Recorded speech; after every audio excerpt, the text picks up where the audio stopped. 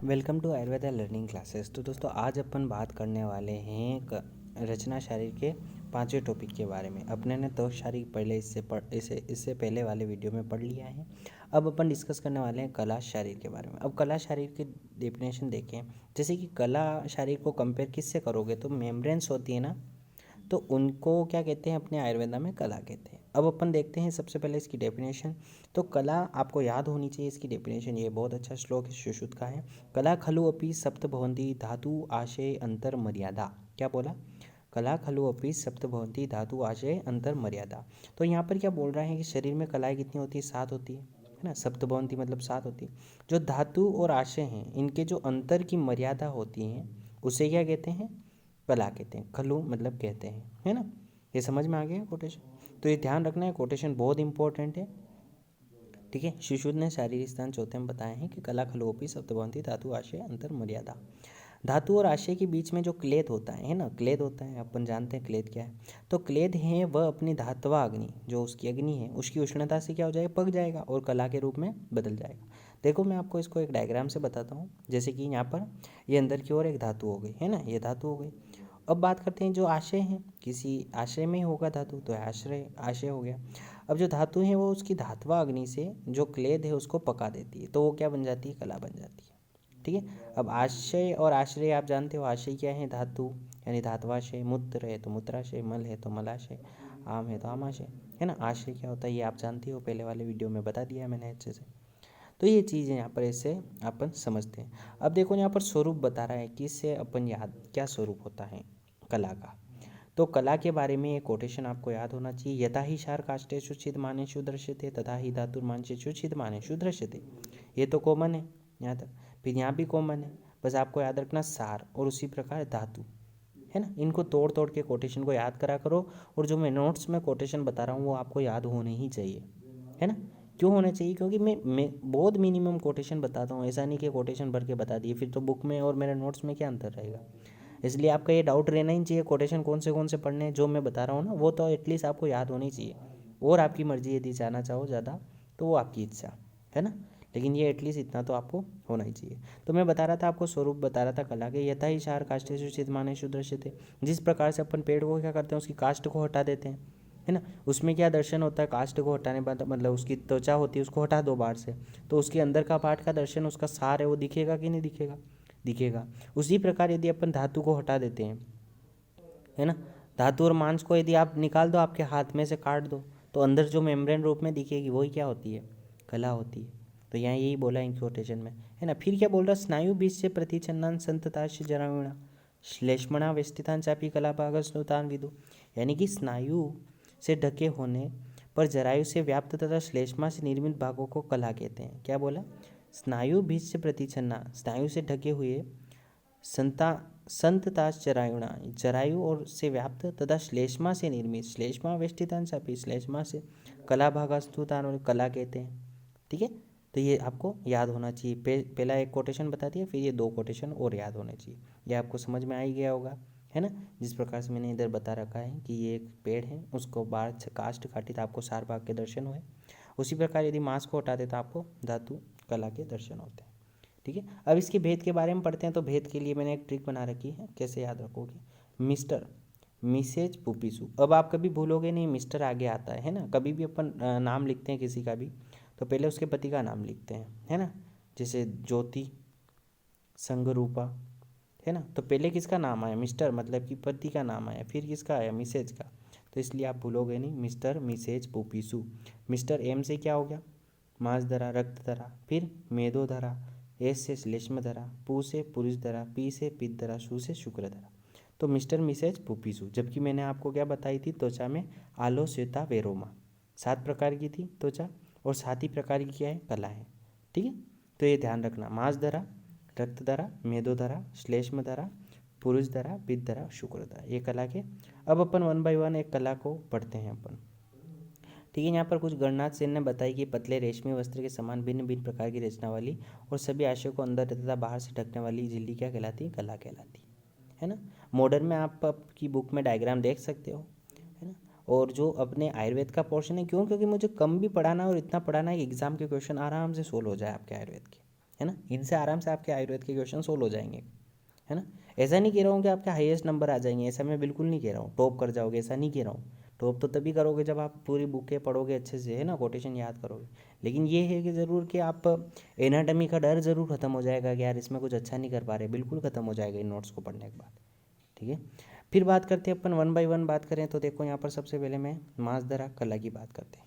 तो यहाँ पर कुछ टॉपिक पॉइंट होंगे, उनके बारे में बात करेंगे। सबसे पहले प्रथम मांसधरा है, पहले तो आप लिख दो कौन सी है, कौन सी कला है। तो प्रथम जो है कला वो मांसधरा है। अब ये क्या क्या करती है कि सीरा, स्नायु, धमनी जो श्रोतश होती हैं उनको धारण करती है। कौन? मांसधरा कला। आपने देखा होगा जो मसल्स होती है उसमें आर्टरी भी होती है, वेंस भी होती है ना, सारी चीज़ें होती है। तो ये वही चीज़ है, ठीक है। अब उपमा किससे दी गई है? यहाँ पर उपमा का देखो अच्छा सा ये बता रखा है कि जो कमल होता है वो जल में ही तो उगता है, ठीक है, जल में उगता है ना, चारों तरफ जल भरा है, देख लो, ठीक है। जैसे तो ये कमल लाल हो गई। वो कमल लाल क्या हो रही है? पूरे जल पर ऐसे फैली रहती है नीचे की तरफ।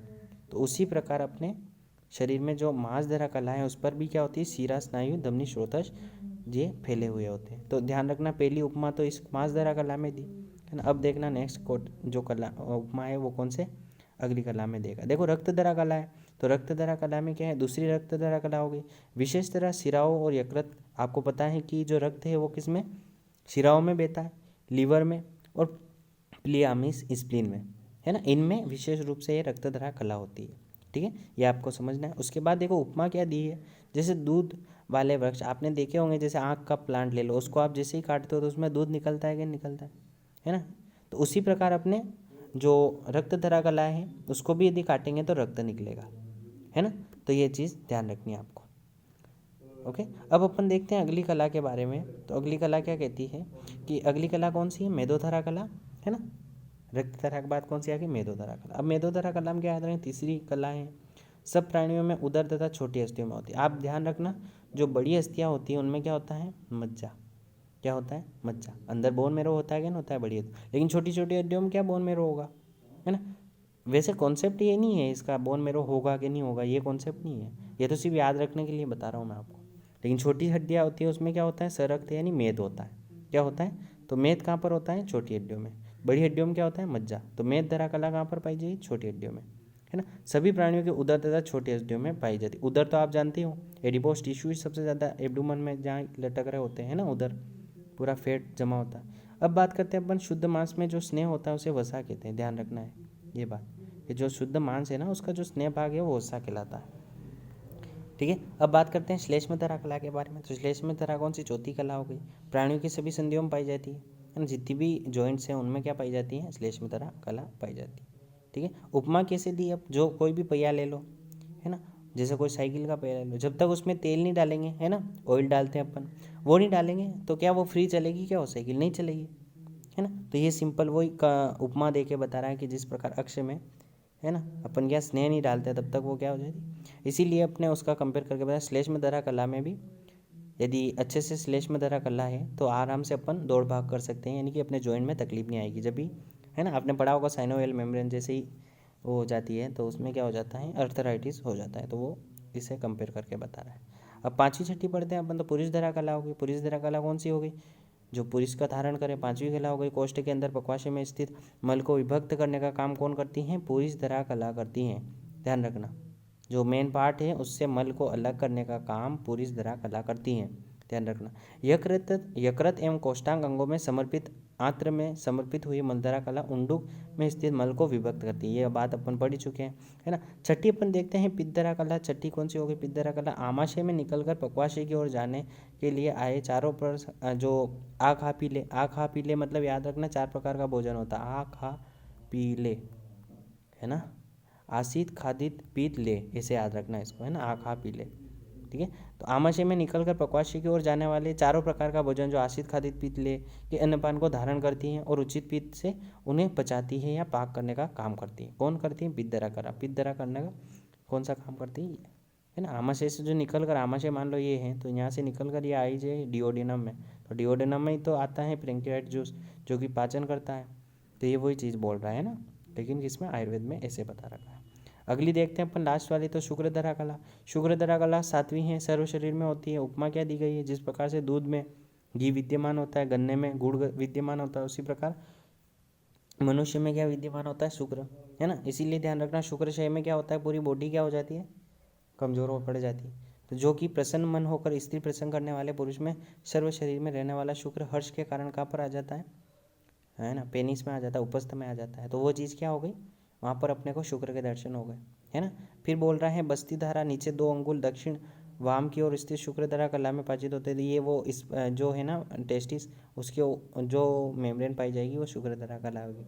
बस्ती धारा नीचे 2 अंगुल दक्षिण में स्थित वाम में स्थित शुक्र धारा कला में संचित हुआ शुक्र मूत्र मार्ग के रास्ते बाहर निकलता है। ये अपने को जानते हैं अपन, है ना।